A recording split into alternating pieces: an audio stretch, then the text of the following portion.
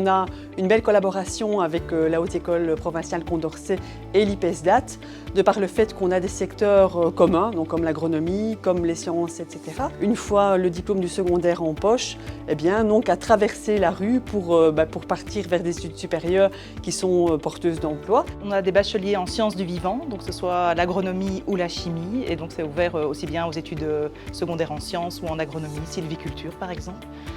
Donc il faut une petite base scientifique et donc la première année chez nous sert de mise à niveau justement. Tout a été fait pour que tout se passe bien, que la transition se fasse correctement, dans un très beau cadre en tout cas. On a les sciences appliquées en technique de transition, ce qui veut dire que non seulement les élèves ont une solide formation générale, donc autant en maths que dans les cours de sciences bien évidemment. Le fait d'être géographiquement au même endroit crée des synergies entre la ferme expérimentale, les laboratoires d'analyse, l'école secondaire et l'école supérieure. La formation en sciences appliquées chez nous commence en troisième. Ils sont vraiment pris en charge en petits groupes dans les laboratoires pour justement appréhender ce qui peut paraître rébarbatif, que les élèves soient rassurés par rapport à leur cursus et que, in fine, quand ils arrivent en RITO, ils soient totalement prêts pour l'enseignement supérieur.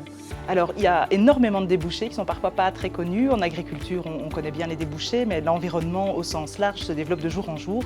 Et donc, ils peuvent travailler pour des communes, pour des entreprises privées, ils peuvent aussi créer leur entreprise. Et tout ce qui est secteur chimique, là, offre beaucoup d'opportunités d'emploi. En sortant de mes secondaires, du coup, j'ai continué. En obtenant mon bachelier, j'ai fait un continuum qui m'a permis, du coup, aujourd'hui d'être professeur en agronomie. Je ne pensais pas devenir professeur un jour et finalement, c'est sans regret. On est en train de mettre à jour nos programmes pour coller le plus possible à la réalité et aux nouvelles variétés, aux nouvelles modes de culture et de fonctionnement des entreprises.